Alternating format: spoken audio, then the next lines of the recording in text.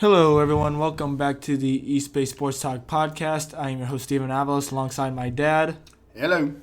And I know it has been a long time since we last recorded. We got really comfortable with our break and uncomfortable as well, since both of us had to deal with sickness every now and then. Like for me, I got sick right before the winter break started, and literally days after I got over it, I got sick again. So there's that, and plus, we just really enjoyed our time off. Me finishing my first semester in college and all that. Anything you guys say about that? It's good to be back. Yeah. And so with today, we're going to recap the entire playoffs, which we, missed. We watched them, but, we haven't been able to talk about them, so we're going to do a recap on that. Then we're going to talk about what we think about the Super Bowl, and then lastly, we will have a little message about the unfortunate passing of Kobe Bryant, his daughter, and the 7 others on the helicopter. R.I.P. Kobe. Warrior killer. Yes. All the above. And a legend. Legend. Oh, yeah, for sure. So, folks, let's get to it. So, with the first game of the playoffs in the wild card weekend, we got the Buffalo Bills against the Houston Texans. Do you know who you were favorite on that one, or can we at least remember? Because I know I was going for the Bills. I like the Bills as well. Yeah, Josh Allen, he's been doing great. People do question him as a passer since he does love to run the ball very often. And it did show with this game where, he was actually pretty decent passing, 264 yards. No touchdowns, though, so that could be a little problematic. But he did rush for 92 yards, which you would love to see from any quarterback, honestly. But they had a lead, 16-0 lead at halftime, but it just slowly plummeted as Deshaun Watson just kicked the gears in. And it all started with him rushing 20 yards for a touchdown. Then they get a field goal. Then they take the lead with another touchdown right there. So they have a 19-16 lead. But then the Bills make a field goal at the last minute to tie it all up. They even get a good chance to win it themselves when they went into, that was a cat right there, when they went into Houston Texans territory in overtime, but couldn't score. And so Deshaun Watson does what Deshaun Watson does, and he finds a way to avoid a sack from 2 guys surrounding him. They literally knock him in a certain way to where basically one knocks him to the left, and he's about to go down, but the other one knocks him the other way, finds a way to stay back up, throws a 34-yard pass to Taiwan Jones, who actually was a former Raider. Is that name familiar to you at all? There's so many former Raiders in the NFL. I remember Taiwan Jones because he had a touchdown in the very first game I went to against the New York Jets in 2015. Right on. Yeah. Yeah, it's unusual to have both top rushers be the quarterbacks, and that was the case for this game here. Yeah, that's how the league is changing now. You got a lot more quarterbacks who are more agile. Of course, since there are more quarterbacks that are younger, you would have to expect them to want to run more because they got younger legs. They're more fresh. They're not old like not Peyton Manning. Jeez. Yeah. he definitely can't limping run along. Like Tom Brady, Joe Flacco, who was playing early in the year, but he probably still will play, and Drew Brees, who is actually considering retirement, and we can use that to segue into the next game. Drew Brees won't retire. He's going to stay at least another year in New Orleans. He doesn't want to play for another team. That's just it. If he will retire if the Saints get rid of him, but that'd be pretty ridiculous considering the year he had. Yeah. But actually, one more note about the Texans game. After the 34-yard pass to Taiwan Jones, then they won it with a field goal, as the Bills already had a possession, so all they needed was 3 points to win it. Next up is the Minnesota Vikings against the New Orleans Saints. I was all for the Saints on this one. I do like Kirk Cousins. I feel like Cousins gets bashed way too often. They're so cursed. The Saints are so cursed. Yeah. You got 2 years ago, who did they play against? So a couple years ago, they went up against the Minnesota Vikings, as they did this year, and it was it was a bit of a doozy because the Saints had I believe a 1-point lead in the game with just a few seconds left. Vikings needed a miracle play. And They got the miracle. Opened, and the miracle came. It's known as the Minneapolis Miracle, where Stephon Diggs caught a very long pass, and the safety, number 43, just completely missed him. Went underneath I think he Stephon closed Diggs. his eyes and hoped for the best. That's a possibility. The best did not happen. Yeah. And Diggs didn't even just step out of bounds anymore, as he had all the space he could to just run it straight in for the touchdown to end it. Yeah. So what a freaky ending. Oh, yeah. Completely freaky. Then last year, we had them against the Rams, where as the Saints were trying to take the lead or pad it, not sure which one it was exactly, there was a play where a Rams defender completely knocked out a Saints wide receiver, and there was no penalty on that because the ball was still sailing to him, and he's just totally knocked out of the play. Yeah. And that frustrated lots of fans as eventually the game went to OT, and the Los Angeles Rams won the game. And they actually started a rule change where they were able to challenge pass interference calls. Which was a complete and miserable failure. As no one wanted to overturn any of those calls despite how obvious they were. So we got like that. 20% of the calls, I think, were overturned when it was obviously could have been 90% calls made. And this year they had another standoff again against the Vikings, to which the Saints, I think even when they were like making the game close again, bringing it to overtime, it still didn't feel right. It felt pretty disappointing. Brees had such an off game. Yeah, 208 yards only. You would think someone like him could go for 400 easily, even 500. You just couldn't get clicked. You couldn't get started. Yeah, and then rushing-wise, their best rusher was Taysom Hill, who actually some people think should be the starting quarterback next year or in the future. But Brees and Hill are free agents going into the offseason after the Super Bowl. So there's going to be some debate there on what they're going to do with the team. But even though I did want the Saints to win that game, I'm still happy for Kirk Cousins because, like I said, I feel like he gets bashed way too often. Rightfully so. You think? Cousins get bashed? Oh, yeah. You don't like Cousins?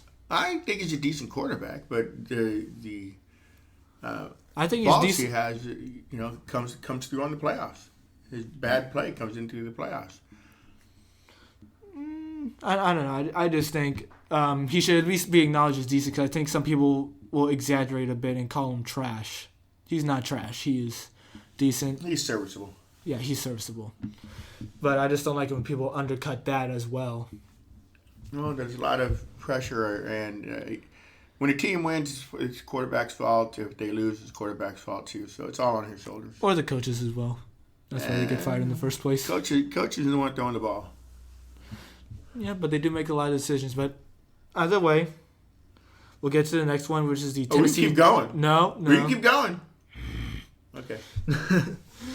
Next one, we got the Tennessee Titans and New England Patriots. That I was going for the Titans there, but I felt a little desperate going for them because knowing how the Patriots are, they always just find a way to get in. There's like some like really unlucky play, like last year when they played the Chiefs. Chiefs would have went to the Super Bowl if only Dee Ford did not step over the line of scrimmage. Because on that play, they got an interception, but it got called back because, he went over the line of scrimmage. Yeah. Honestly, I didn't see any of this game. I was at a Warrior game myself. Not that I'm bragging, but yeah.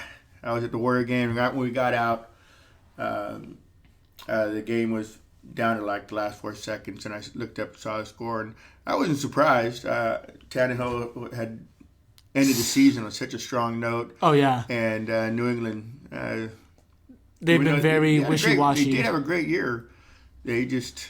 Oh, they had a top-notch defense. That defense was completely terrifying, but their offense didn't have it. When you lose Gronkowski, which you could tell that showed that they miss him. Brady only threw for 209 yards. Tannehill only for 72. Didn't have much of a running game at all. Yeah. Well, one thing I want to talk about is, with all the games in general, is that for a while people have been talking about how the league is, very pass-happy. Have you heard people say that about how it's such a pass-happy league now, how running isn't that important? Well, it's pass-happy because all the rules go against the defense. They can't touch them. They can't do They used to do the bump and run, and that doesn't happen. The defense has their hands behind their back. That's why you see so many crazy scores nowadays.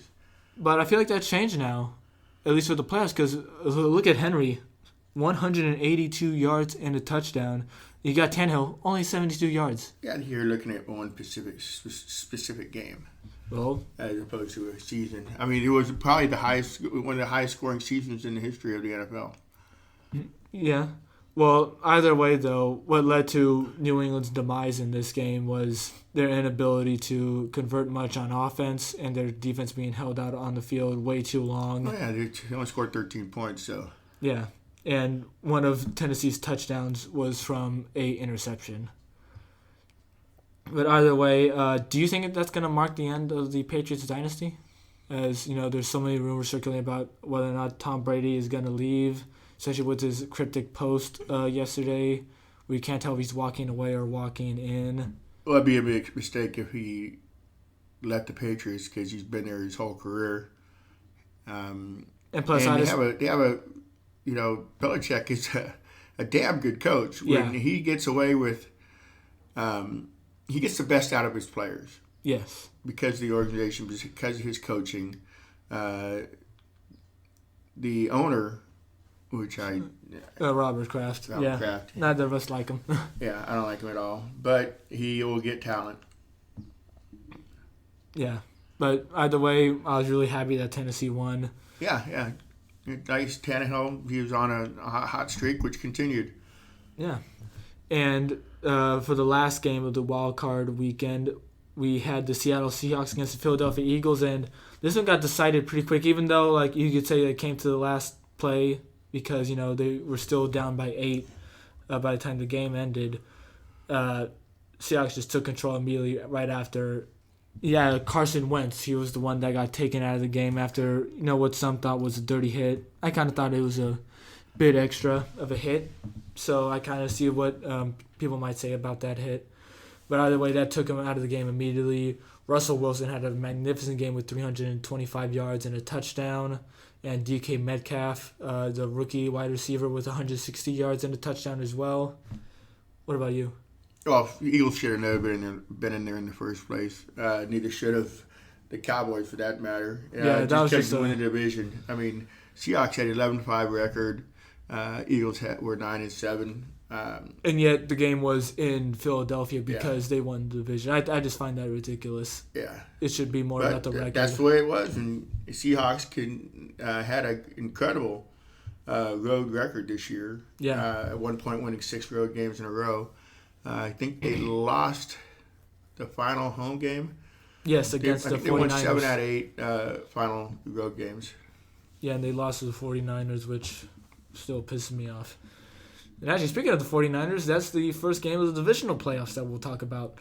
This one, I had a good feeling that the Niners were going to win it. I didn't really think that there was going to be much of a debate about it. You're talking about incredible Kirk Cousins? Your boy? No. I think 172 yards. I want to, but I can't. Okay. Either way, Cousins did have a poor game, as my dad said, 172 yards and a touchdown. Top rusher, Dalvin Cook with 18 yards. Woo! Talk about some stellar numbers right there. Yeah, the Niners defense dominated. And then you had Tevin Coleman with 105 yards and 2 touchdowns. That's a completely dominant performance from a running back. And like I said, this is the second game that I thought of as an example for how much the rusher exceeded the passer in a game. And like I said, they just completely dominated. But defense was a factor as well. But you can say the same thing for the Titans. Garoppolo threw the ball how many times? Not that much, but you're thinking of the Packers game where he threw the ball 8 times. Yeah. Well, he didn't throw any times this time either. Only had 131 yards. And I mentioned the Titans earlier. We're going to talk about them again against the Ravens, which I think this has been the biggest upset of the playoffs so far. Oh, easily. Because, honestly, I think the Niners have a good enough chance at the time to go to the Super Bowl and possibly win it, except there's only 2 teams that could have beat them, and that was Seattle and the Ravens. You don't think the Chiefs can beat them? Well, we'll talk about that later Yeah. when we get into Super Bowl talk. But either way, this was a big upset because the Titans just completely dominated the Baltimore Ravens. Lamar Jackson, he had a lot of passing yards, 365. But when you watch him play, it didn't look like that at all. He threw a lot of passes, and his completion percentage was pretty low in my opinion. And he just did not look right at all in that game. And then you had Ryan Tannehill barely throwing the ball. I think he threw like 7 passes. And he goes for 88 yards and 2 touchdowns. And Derrick Henry, 195 yards. Yeah, a good running game always opens up the passing game. But they didn't need to. They didn't need to pass the ball because you just give the ball to Henry. Okay. Lamar Jackson ran for 143 yards. He led the team in rushing and obviously in passing. His yards alone added up to over 500 yards of offense. Yep. Pretty incredible. And they still lost. Only 12 points. Oh, yeah, when you look at the ending of most of their drives ended in Titans territory. But for them to only get 12 points out of it it's unfortunate. And shocking. Yeah. And now we got the Houston Texans against the Kansas City Chiefs. This is also still the divisional round. This one started off as a bit of an upset. I believe the Texans were either up 17-0 or 21-0. I'm pretty sure it was 21-0. And then the Mahomes machine just turned on. He just completely went off against the second quarter. And Texans, it was such a strange game. Oh, the calling. It was a 10-point. Houston was 10-point underdogs. They were up, I do believe, 24-0. Yes, you're actually 24-0. So if you're betting on the game, okay, you got a 34-0 lead in the first quarter. 24. No, plus the 10. Oh. So you got a 34-point lead, and you're already counting your money. You're going, what am I going to spend it on? Go to the Super Bowl. I need a new pair of shoes, as they say. Or get tickets to the Super Bowl. And then Houston didn't go for it on a 4th and 1. No, and they also did go for it. I think that was a fake punt. Yes, that was the fake punt. But they didn't go for it on 4th and 1, which would have put the nail in the coffin. Yeah. Possibly. I mean, they would have been down 30, no telling if they were going to score on that drive or not, but it would have taken more time off the clock, would have deflated the Chiefs' egos, or, I don't know about egos. Could have created a spark. Yeah, well, they already had a big spark. They would have just started a fire. Yeah. But what I was thinking of was, their fake punt, which I remember seeing that with their total second quarter clouds. It's like, I'm looking at the decisions. It's like, there was no need. Oh, yeah. It was so ridiculous. And like Brian Flores, no, not Brian Flores, but the coach, he was just under so much fire for that. And I totally understand why, because they're just like, what are you doing? You got such a good lead. Well, I think he tried to make up for the fact he didn't go for it on 4th and 1. Yeah. He said, well, I screwed up that decision. I'm not going to screw up this one. Yes, he did. Doubled down the wrong direction. Yeah. Yeah.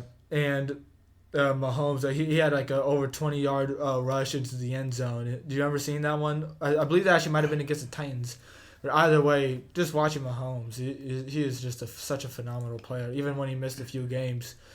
And the kickoff when they fumbled it. KC just scored. They didn't fumble. The ball, it was technically a fumble, but the ball was knocked into the air. Kansas City guy caught it on the run. Boom, ran in for a touchdown. They scored three times within, I think, 3 minutes? A few minutes. Yeah. Might have been 4 times, but because they took the lead really quick. But yeah, it was just like. And then it was game over. Yeah, they took it over from there. They won 51-31. But we do have experience already with the Chiefs doing this kind of stuff in the second quarter, because in week 2 the Raiders played them and they had a 10-0 lead. It's like, oh hey, we feel pretty good about this. 28 points later. Yeah, in the second quarter. They didn't score any more after that. Just all 28 in the second quarter. But anyways, I'm going to relax about that situation with this game and go into the Seahawks and Packers. Now, I wanted the Seahawks to win this one. I do like Aaron Rodgers. Go Bears. Yeah, Cal alumni. But I did want the Seahawks to win this one because I wanted to see them go, because they had a really good chance to beat the 49ers if they met them in the playoffs, but that wasn't the case. Seahawks just dug a hole too deep in the first half. They just did not look right in the first half of the game. And Rodgers looked pretty good. And there's honestly not that much I could really say about this one. I didn't really pay a whole lot of attention because I just knew from the get-go that Green Bay was going to win. Although, Seahawks did make it exciting till the end. Yeah, I thought it was a pretty Lousy. mediocre game on Seattle's part. They had a chance to make a statement, and then they pooped their pants. Yep. I think Marshawn Lynch had a couple touchdowns, though, right? Yeah. So that was Not too bad considering it was selling his wares, I guess, in Oakland at different locations. He has a Beast Mode, his business. Beast Mode, yeah. He has a couple of businesses in Oakland. Yeah. Props to him. But either way, they dug a hole deep for themselves. And there was a bit of a controversy at the end of the game where the Packers got a first down to close it out, but some people thought he wasn't close enough yet. But if you look at it, it looks like the line was just actually off from where it's supposed to be. Yeah, bad call. Yeah. And then now to the conference championship games. We had the Titans against the Chiefs, and it had a pretty similar narrative to their game against the Chiefs game against the Texans, to where Tennessee started off with a pretty decent lead. They started off on top, but again, Mahomes just went off again like crazy. And what they did too was, honestly, I think we know that the weak point for Kansas City for a good time of the year was their defense. You know, it's like and doing anything in the first quarter. Yeah, they don't start. They too start well. off slow most of the season. But they found a way to shut down Derrick Henry, which you could tell lots of teams did not know how to do. Yeah, Henry only ended up with 69 yards. And a touchdown. And a touchdown, yeah. So, big props to Kansas City, as much as I'm not a fan of them since I support the Raiders. But their defense shined when they really needed them to. Yeah. So big props to them, and they ended up winning that game 35-24. But I do want to give a round of applause to the Tennessee Titans for creating a lot of noise before they went out. Yeah. It was not a quiet playoff for them. So big props to them. I've been saying that a lot. Big props. That'll be my saying. No. No. And then technically not last, we had the Niners against the Packers. We knew how this was going to go from the get-go. Right when the game started, they had no chance. Yeah, I thought it was I thought that Niners defense was going to dominate, and of course they did. Yeah. Completely. And my last little note about the whole thing with how quarterbacks, don't know how to do so well, but they can still rely on their running backs because, like I said, I just don't like it when people talk about the whole, it's a passing league now, because running backs are still important. I just don't like it when people, try to, devalue running backs. It's like, they don't matter anymore. It's all about the passing. No, Garoppolo only threw for 77 yards, and Mostert had 220 with 4 touchdowns. Who? Mostert. Who? Mostert. Oh, okay. Yeah, I didn't know who he was. Of course, I don't follow the Niners, but I still 220 yards, 4 TDs. Pretty incredible performance. I mean, Garoppolo just here. Take the ball, touchdown. The Rodgers threw for 326. Not a bad performance. But it wasn't enough. Yeah, not nearly enough. The defense, he got rushed, hit, intercepted. Oh yeah, the Niners front seven is just it's scary, and then the back four is pretty intimidating as well. Very athletic. Yeah, and Richard Sherman, people thought They're he was hungry. washed up. They're hungry. People thought Richard Sherman was washed up for a while, and he does have his struggles every now and then, but he is just a phenomenal player, and his mindset too is just amazing. Well, he's got it. One Super Bowl ring, he wants another. Yeah. And that is it for the NFL playoffs. Now we got one more game to finish it all off, to celebrate 100 years of NFL football. And we got the 49ers against the Kansas City Chiefs. And we're also going to do a quick rundown of the statistics comparison here. Yeah, we got the Chiefs ranked 6th in offense. Niners ranked 4th, which is pretty surprising. Niners second defense, which isn't surprising. And, you got the Kansas City Chiefs with 17th. Then when it comes to passing, that's pretty much the only thing the Chiefs have won at here is they're 5th in passing, and the Niners 13th. And the Chiefs 23rd in rushing offense. They don't have a really like a notable rusher on their team, but the Niners they do, and they're 2nd in rushing as well. Which actually that statistic kind of jumped out at me. I didn't really expect them to be 2nd rushing. I knew they were a good rushing team, but not 2nd good. Yeah, it's totally surprising. We should have known that, but we didn't. We do now. Anyway, we do now, and so do you. Yeah. So who you like, kiddo? I don't want to like them. This is a nightmare if you're a Raider fan because you got the Niners, who are the opposite side of the bay, and you got the Chiefs, who are one of your biggest division rivals. I don't want to root for either of them. But let's just say someone tied my hands behind my back and said I had to or else. Okay, your hands are tied. I got to go. I got a gun at your head. Who's going to win? Or just say Larry's against me. That's enough to intimidate me. Oh, yeah. Staring at you right now. Jeez. Now Larry's got killer in his eye. That's my cat, by the way. Just hope we're not talking about a person here. For people that don't know about Larry. But either way, I'm going for the Chiefs. Honestly. I know, like, Niners are a favorite in this, but how many times, like, do you see the statistically better team win? How many times? Doesn't happen that often. That's why, people don't like the playoffs in general because all it takes is one game for things to change. That's it. AKA Baltimore. Baltimore, yeah. Who dominated during the season. I thought they were going to dominate all the way until the Super Bowl. And then dominate the Niners. Because I figured they beat them during the regular season and would have destroyed them had not Jackson fumbled in Niner territory. That would increase their lead to double digits, and the guy would have been on. They still won either way, but yeah, they're still going won either way. But I like, you know what? As much as I hate the Niners, and everybody knows I hate the Niners. Oh, I know. I know. I'm going to go with the Niners. This is a really tough one for us. What are we going to do for the Super Bowl? We're going to have people over? I think so. Have some people over. I had people over last year for the Super Bowl, and that was a doozy.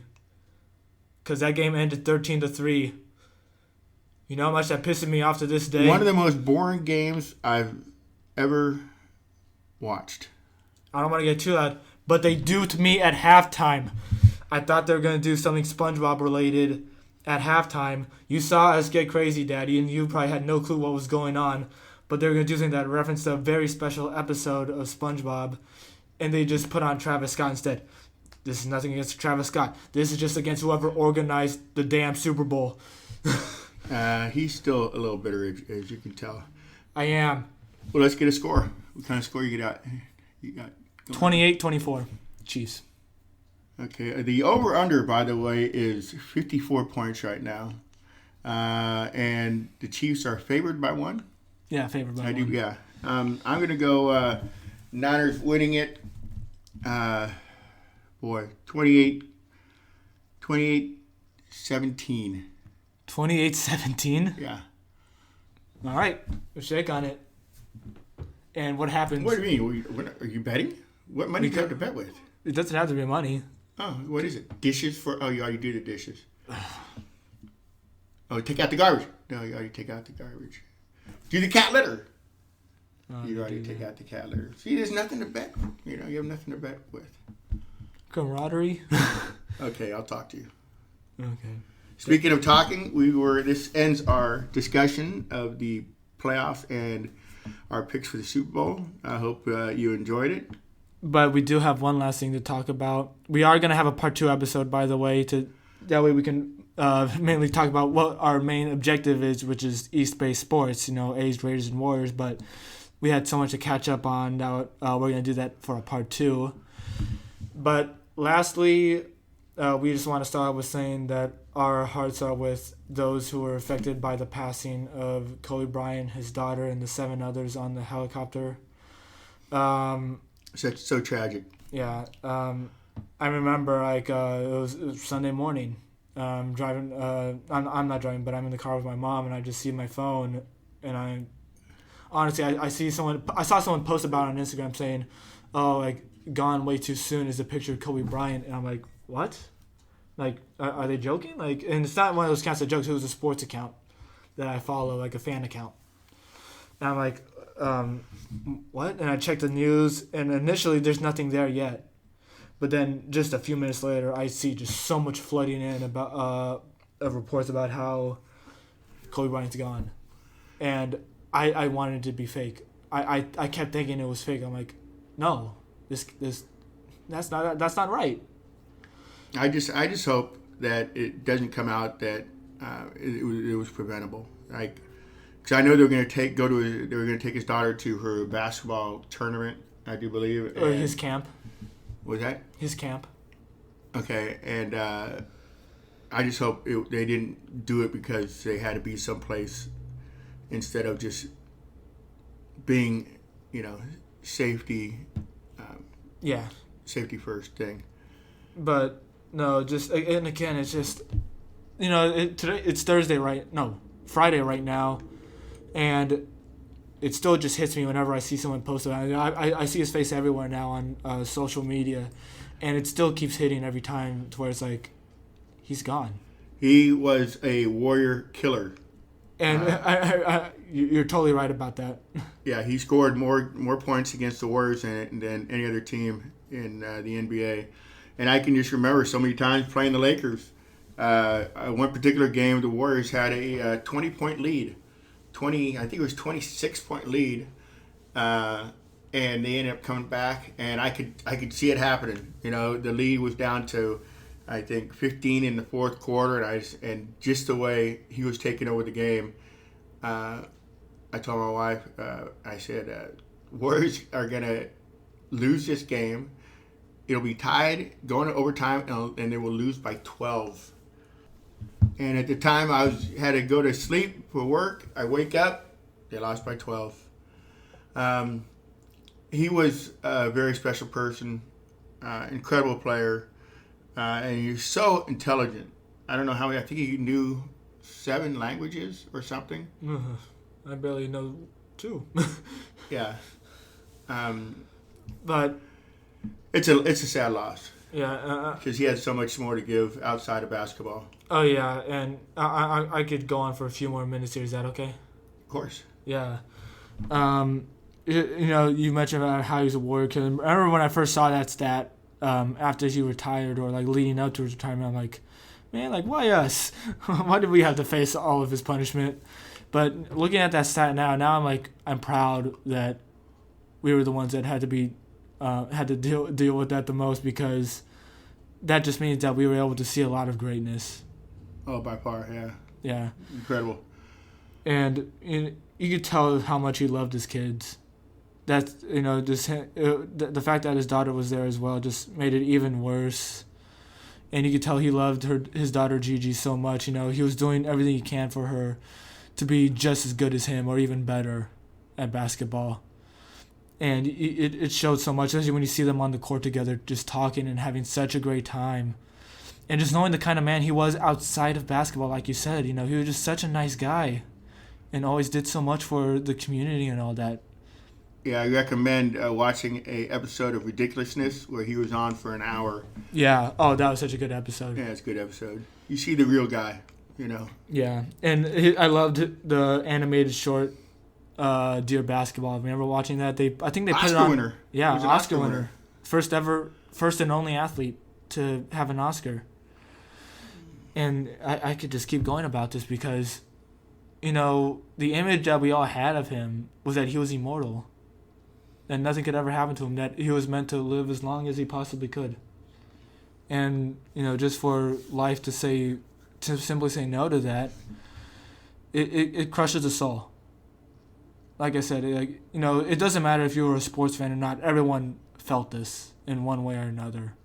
Whether you knew, people yelling Kobe whenever they shot something into the trash can, or just seeing a picture of him on meme on the internet. Everyone knew who he was, Yeah, his array of shots, so there wasn't a shot he couldn't make. Just incredible. Just incredible. And, I'm not going to try to rant, but, I was really disappointed whenever I saw people try to make jokes about it, or people bash others for feeling sad about it, even though if they weren't basketball fans. Like, oh, you don't watch basketball. You shouldn't feel sad. You didn't watch him like I did. It's like, no. We all knew who he was. We're all allowed to grieve. And it showed across the whole sports world. The players that had to. I feel so sorry for anyone that had to play that day in the NBA. Yeah, there were tears flowing everywhere. And you saw the tributes. You saw, the lights shine purple and gold. And you just see how players are affected. You see them crying on the sidelines. 41 years old. Life way too short. Shaq. They always had some debates with him every now and then because, how far they wouldn't have went if they stayed together. And you see Shaq crying on TV, and it's just like, and you hear people's personal accounts with him. Again, it's just... Well, one of the things that affected Shaq so much is he hadn't talked to him in 4 years when he retired. And to not be able to... Say goodbye. Goodbye. Or... Because he was going to plan to go to his Hall of Fame ceremony, yeah. Yeah, that's what he said. He said, we'll never get to, crack jokes at his Hall of Fame ceremony. We'll never be able to, argue about this. That's all gone now.